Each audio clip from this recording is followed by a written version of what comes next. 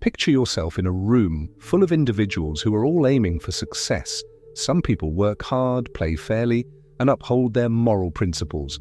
Others stomp over anyone who stands in their way, lie and manipulate. Nevertheless, the most brutal people frequently reach the top. Why? Is the worst among us really privileged in this world? Everywhere you look in politics, business, or history, you may discover examples of people who have attained tremendous authority in spite of their immorality. The pattern recurs from brutal monarchs to cunning CEOs. This isn't merely a coincidence, though. It is a characteristic of human nature that is ingrained in our social systems and evolutionary psychology. When resources are limited, competition is unavoidable. Those who hesitate and always strive for justice are frequently left behind. In the meantime, people who are prepared to take advantage of, lie about, and control others become successful. We are forced to consider an uncomfortable question by this terrible truth. Is morality a vulnerability in the power struggle? This is the contradiction, though. Even if the worst people frequently have short-term success, history is replete with tales of their failure. In addition to why they ascend, the question is whether their success can be sustained. What does it mean, more significantly, for those of us who are unwilling to compromise our values? According to Nietzsche, power is an indisputable force of life that is neither good nor evil in and of itself, but rather a fact of life. We must first comprehend the essence of power in order to comprehend why the worst people are successful. And in order to accomplish that, we must examine one of Nietzsche's most contentious concepts, master morality as opposed to slave morality. Let's investigate further. Picture two fighters in a battlefield. One is courageous, strong, and decisive. Without requesting permission, he takes what he wants and molds the universe to suit his wishes. The other is apprehensive, seeking justice, waiting for approval from others, and hoping that his righteousness will be rewarded. Which of these two has a higher chance of surviving? Which has a better chance of winning? Friedrich Nietzsche maintained that morality is a product of historical power struggles rather than a universal reality. Master morality and slave morality were the two basic moral systems he observed. These are not merely theoretical ideas. They clarify why those who value kindness and justice suffer, while others who are ruthless frequently gain power. The morality of the powerful, the conquerors, and the rulers is known as master morality. It is founded on virtues like power, ambition, bravery, and strength. What is good to the masters is that which makes it easier for them to rule, to create, to impose their will on the world. They don't look for approval, they determine their own value, they accept accountability for their fate, and do not view vulnerability as something that needs to be safeguarded. It's just something to get beyond. Conversely, slave morality is the morality of the downtrodden, the helpless, and those who are unable to directly enforce their will. It exalts self-sacrifice, obedience, and humility rather than strength. It teaches that power is intrinsically wicked and that suffering is honorable. According to Nietzsche, this is a moral code developed by those who are incapable of dominating, a psychological adaptation that enables them to live in a society dominated by the powerful. Here's the unsettling reality, though. The emergence of the vicious is not stopped by slave morality. It makes it possible. It places authority in the hands of people who have no regard for morality at all by denouncing ambition and the desire for power. Those who adopt master morality take charge while the noble-hearted pause. And the outcomes are unavoidable in a world where hesitancy is equivalent to failure. What does this signify for us then? Should we completely forsake morals and follow the road of ruthlessness? Or may virtue and strength be reconciled in some other way? We must examine the psychology of individuals who aspire to positions of authority and who refuse to be victims of their circumstances in order to provide a solution. Imagine a huge, wild wilderness. Survival in this world is not about kindness or justice. It all comes down to fortitude, flexibility, and the determination to go above and beyond. The lion hunts without requesting permission. The storm doesn't say it's sorry for the damage it caused. Morality is not rewarded by nature. Those who can persevere and exert control are rewarded. Human society is no exception. The primordial struggle for existence continues to rage beneath our laws and social contracts. Powerful people frequently have one characteristic in common: brutality. Not necessarily brutality, but the capacity to take decisive action free from remorse or indecision. This isn't a coincidence. In a world that doesn't wait for the reluctant, it is an evolutionary adaptation and a mechanism that has given both individuals and civilizations the ability to take charge. The characteristics that indicate success in competitive settings have long been researched by psychologists. We repeatedly observe the same patterns: high levels of ambition, a lack of fear, sensitivity, and, perhaps most controversially, a diminished capacity for empathy for others who obstruct the road. The fact that many powerful people have characteristics that enable them to behave without the emotional restraints that prevent others from doing so does not imply that all of them are psychopaths. Think about the conquerors, statesmen, and business people who changed the course of history. The pattern is seen from Julius Caesar to contemporary business tycoons. Power is taken, not granted, and hesitation is a liability. The strongest take charge without waiting for approval. They take chances, come forward, and then pay the price. Because of this, the merciless frequently emerge while the reluctant stay in the background. Here's the conundrum, though. Ruthlessness is insufficient on its own. Those in positions of authority who lack wisdom frequently meet a dramatic end. The same traits that help someone succeed can also work against them. The very forces that once dominated a leader will eventually eat them if they just use fear to reign.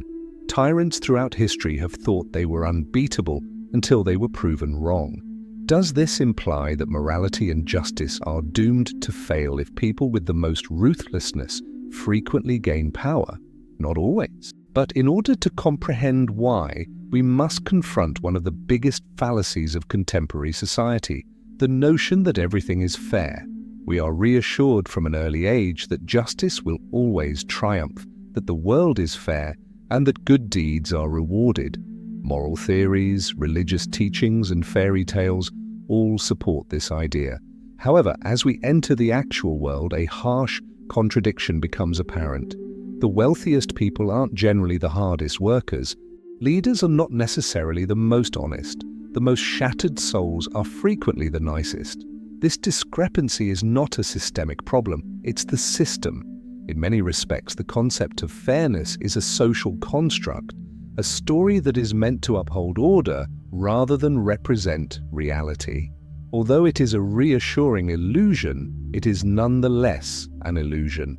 Success and power are not given out just on the basis of merit. Those who know the game better than others seize them, fight for them, and frequently hoard them. The just world fallacy, or the propensity to think that life is naturally fair and that people receive what they deserve, has been identified by psychological study. This idea promotes passivity, which makes it harmful. We run the risk of overlooking the realities of competition, strategy, and power if we believe that virtue alone will bring success. Those who do not share our delusions are already making progress while we wait for justice. However, does this imply that morality has no purpose? Should we compromise our morals in order to get power? Not exactly.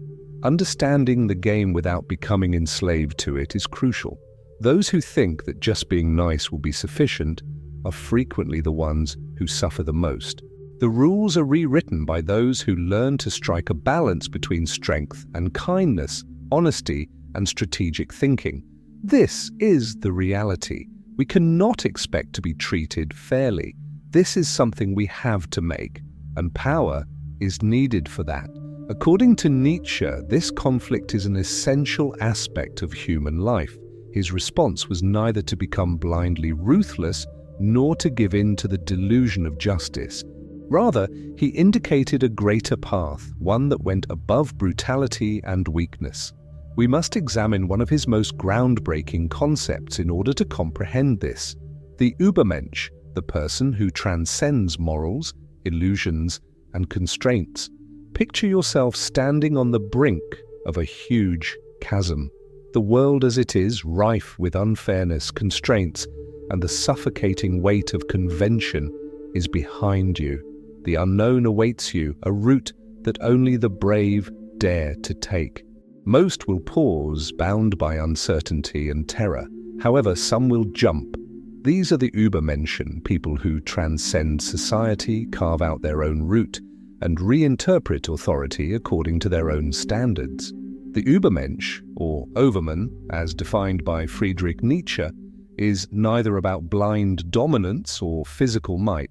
It's about conquering oneself. The Ubermensch is a person who challenges enforced morality, refuses to be a victim of circumstances, and chooses to control their own fate rather than live according to social norms. The will to power lies at the core of the Ubermensch. The will to power is about embracing one's deepest instincts in order to create, transform, and impose meaning upon a meaningless world, in contrast to the passive morality of guilt and submission. Control over oneself is more important than control over others. The Ubermensch marches forward, free from the illusions of society, while the weak are held back by fear. Here's the secret, though. Cruelty for the sake of cruelty is not what the Ubermensch is. The Ubermensch does not require approval, in contrast to the despots and dictators who take control because they are insecure. They are internally strong. Since their authority is self-generated and unaffected by temporary success or outside approbation, they do not rely on deceit or oppression. For this reason, even if the worst individuals gain power, they will never be able to transcend. The merciless use force and manipulation to climb in a transient game. The Ubermensch, on the other hand, build something bigger than themselves by playing the infinite game. They are not merely takers, they are makers. How can we then represent this? How can we avoid becoming like the ruthless while surviving in a society that praises them? The solution is to view power as a tool rather than a weapon. Learning how to compete in a world that doesn't wait for the good-hearted is the next step. Imagine this. The rules of this high-stakes game are set by players who want to win at all costs. You lose if you hesitate and believe that justice will keep you safe. This is the reality that many people encounter in politics, business, and daily life. The merciless are aware of this. They take what they desire, but does this imply that in order to live, you have to adopt their traits? Not always. Most people make the mistake of thinking they only have two options: choose to be a victim or ruthless. However, a third route exists, one that combines ethics with strategic thought, one that keeps your spirit intact while enabling you to compete. The ideology of Nietzsche was not one of mindless dominance. It was about being real while overcoming weakness. The secret is to comprehend power without becoming its slave. Here's how. People's notion that life should be fair is one of their greatest shortcomings. It shouldn't. It wasn't. Early on, the most formidable rivals acknowledge this. They don't waste time griping about unfairness. They become familiar with the game's regulations and take advantage of them. This does not imply a disregard for morality. It entails acknowledging that power is neutral and is best used by those who comprehend it. Many people fail because they believe that success can be achieved by compassion alone. However, power is rarely granted. It's already taken. That does not imply cruelty. It does, however, entail comprehending the thoughts of people who would try to take advantage of you. Strategic empathy is the ability to read people well, understand their motivations, and predict their next move. It enables you to deal with deceit without turning into one yourself. Fear controls the majority of people. Fear of standing by oneself, fear of rejection, and fear of failure. On the other hand, the Ubermensch gains inner strength. This entails accepting discomfort, taking chances, and pursuing your own goals in spite of resistance. The most prosperous people don't seek approval. Where there are no opportunities, they create them. Mindless ruthlessness and controlled ruthlessness are two different things. The first is aimless destruction. The second is the capacity to make difficult decisions without second guessing. Power occasionally requires stepping away from harmful relationships, taking controversial positions, or facing hard realities. This isn't being cruel. Strength is what it is. Knowing when and how to use it is crucial. The merciless fall hard, but they often rise quickly. Why? Because exploitation, not creativity, is the foundation of their authority. A real Ubermensch develops. It could be a company, a concept, a movement, or a change in oneself. You become indispensable when you add value. Since your power is gained rather than taken, you don't need to manipulate. Can you thrive in a society that praises the brutal? Of course, but only if you start conquering power on your own terms, quit expecting fairness, and stop playing by the old rules. However, this leads us to the most important query. Is power inherently bad, or is it just misinterpreted? Strength. It is the power behind the world, influencing the lives of both those who own it and those who are subject to it. Is power, however, intrinsically bad? Domination wasn't the only aspect of power that Nietzsche examined. It had to do with creation. According to Nietzsche, the desire for power is frequently misinterpreted. Crushing people under your boot is not the point. It's about being more than you ever dreamed of, about going beyond who you are and the constraints of the present. However, corruption and power have frequently been associated throughout history. We have witnessed innumerable leaders succumb to tyranny, greed, and ego after seizing power. We are left wondering if power is evil because of this dilemma, or does it just highlight the ugliest aspects of people? According to Nietzsche, the ultimate goal of authority is not to injure people. It's about rising above oneself, aiming for greatness, and developing new ideals rather than giving in to socially enforced morals. But authority frequently appears corrupt due to society's moral compass. A person who aspires to power is sometimes regarded with mistrust in a society that values virtue. What if, however, this is a miscommunication? What if you are just living the purest, unadulterated, and unrepentant version of life by rejecting traditional morals and establishing your own rules? Nietzsche believed that the will to power was more than just a desire to dominate other people. It was an inner power, a desire to live life to the fullest and to reach your greatest potential. In this context, pursuing power turns into a moral endeavor that pushes you to overcome social norms and live your life as you see fit. Does this imply, however, that all those who pursue power are good people? Not always. Power can be a two-edged blade that can either bring about enlightenment or devastation. The intent makes a difference.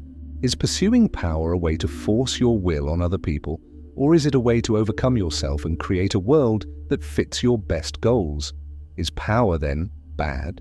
Not necessarily. It's a tool that can lead to unthinkable grandeur when used by someone with integrity.